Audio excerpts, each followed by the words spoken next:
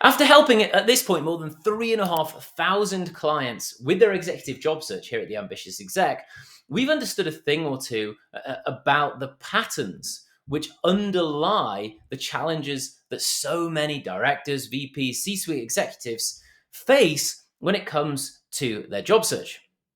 And we've really just narrowed it down, I think is the best way of describing it, into two very distinct factors.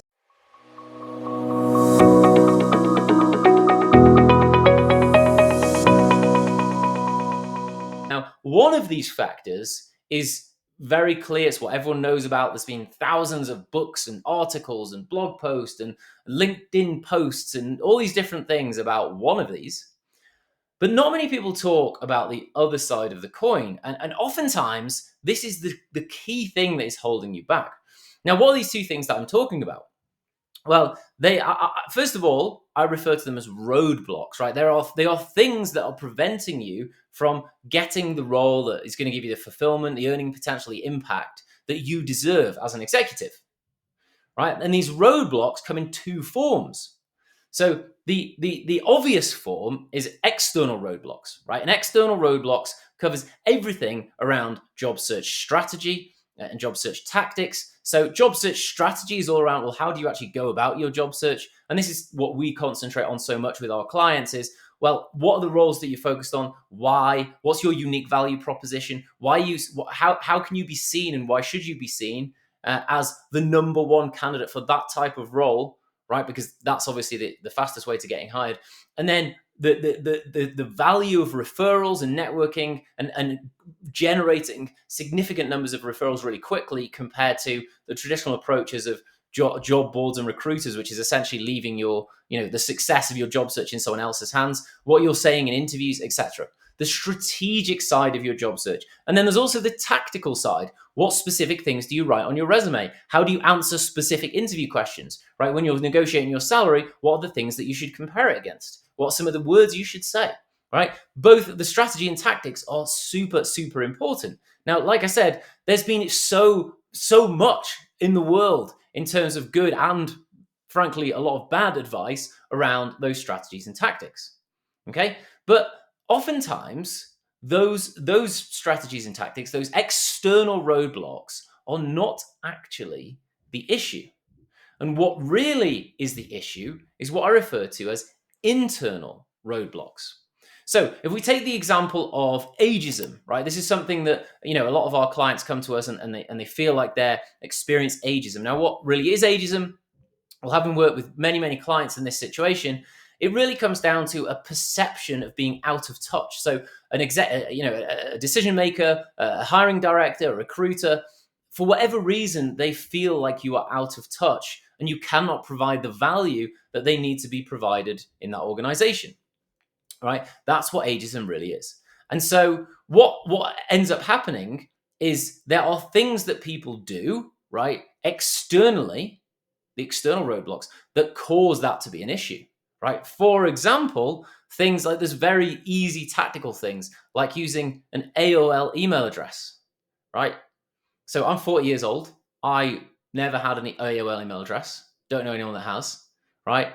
And so if you have a Gmail address, a Gmail email address, it's little things like that which give indications of where you are and how up to date you are with different things, right? Sticking with that old AOL email address, something as small as that's just a little indicator in the mind of the hiring director or the decision maker. Hey, well, this person might be a little bit out of date with how things work, right?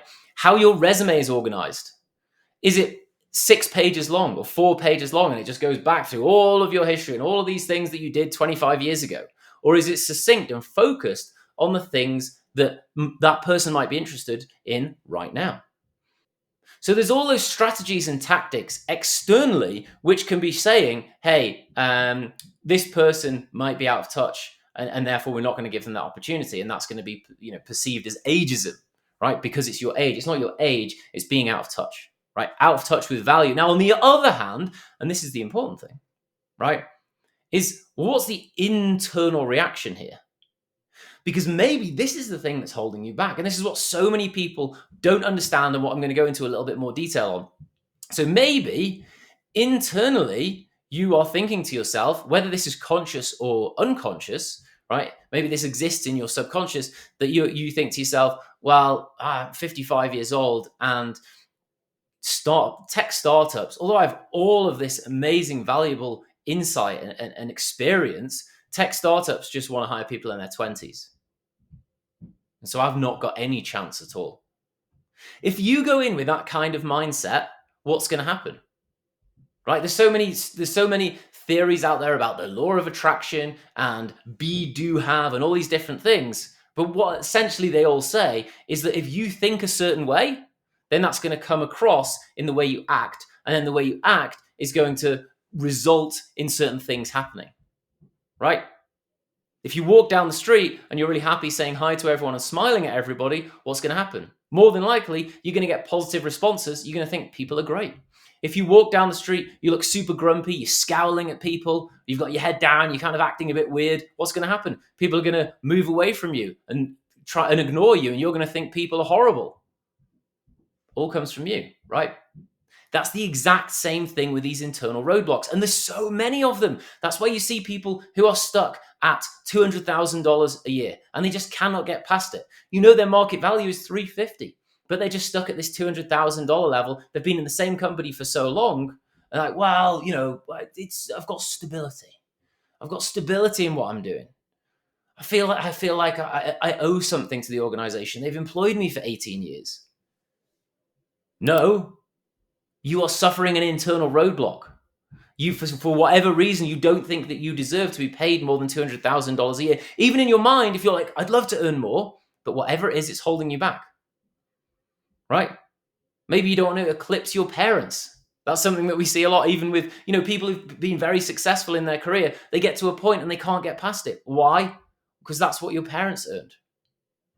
Right? Or that's the level. Maybe your dad got to director level in the same kind of industry, and you don't want to eclipse him because you kind of feel like that's going to be bad for your family dynamic. You're not thinking this consciously, you're thinking it unconsciously, maybe consciously, but most of the time these things happen without us even realizing it. And unfortunately, these are the things which hold you back, because why? What happens? Well, you don't put the level of effort in that you should into your career. Right, into switching careers. You might work really hard in your current role, but you don't put the energy and effort required into finding that next role, which is going to pay you $100,000 a year more, or is going to give you the impact, or is going to be the kind of company that you actually want to work with, or you actually want to work for. Right? These are huge, huge issues that I see with so many executives. And if you've been failing in the job search, this might be the reason that consciously or unconsciously you are thinking to yourself that you can't get past this certain level, that you're not going to be able to do this thing you want to do, that you should do this other thing. And it just holds you back. And it holds you back. Right? And that's why you need to really think deeply. If you've been struggling in your executive job search and everything seems to be perfect, you've got the right experience, you've got a great strategy, right? Maybe you're working with us and you've got a great strategy, or something similar. Your tactics are absolutely world class. There is no reason. You've even seen other people in your organization or similar organizations getting into the role that you know is rightly yours. But guess what happens? You get into the interview and you self-sabotage because you don't believe that you deserve this, and so you come across as nervous or weird in some other way, and then you don't get hired. And then guess what happens? That keeps going. That cycle keeps continuing, right?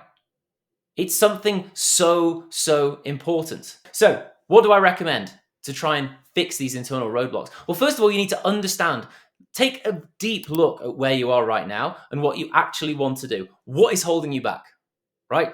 Is it truthfully the external roadblocks? And for most people, there's definitely external roadblocks that they can work on, right? This is a lot of what we work at here at the Ambitious Exec. But are there any internal roadblocks that are consciously or unconsciously holding you back from making that jump, right? And it's sometimes really hard to understand this because your ego doesn't want to give it up. They don't want to give up this. It doesn't want to give up the secrets, but they're in there, right? And that's another thing that we work really hard with our clients on, is understanding, hey, what's really going on here? You want to make this move, but there doesn't seem to be anything holding you back, but you just aren't performing in interviews. Or you just, when you have a conversation with somebody, everything just seems to fall apart. Let's get to the root cause. Let's truly understand what the challenges are here. And the most successful people either just are lucky and don't have any internal roadblocks and then learn how to job search effectively, right? Because it's such an important skill to have, and then just dominate, right? Or you need to really understand, hey, this roadblock's holding me back, and here's how I can overcome it. Right? Do that, and you're going to have so much more success if you have been held back by any of these internal roadblocks, which, to be honest, most of us have. Right? To a greater or lesser extent, most of us have them. Otherwise, we'd all be incredibly happy, earning what we should be earning, working for companies that we should be working in, roles that we absolutely love. Right? If we're not all in that situation right now, then guess what? That's an internal roadblock. So go ahead, figure out how to solve those internal roadblocks, because that's going to be a huge, huge boost to your job search, right? Because I'm sure you're already working on those external roadblocks, and combining that together, that's where the magic happens.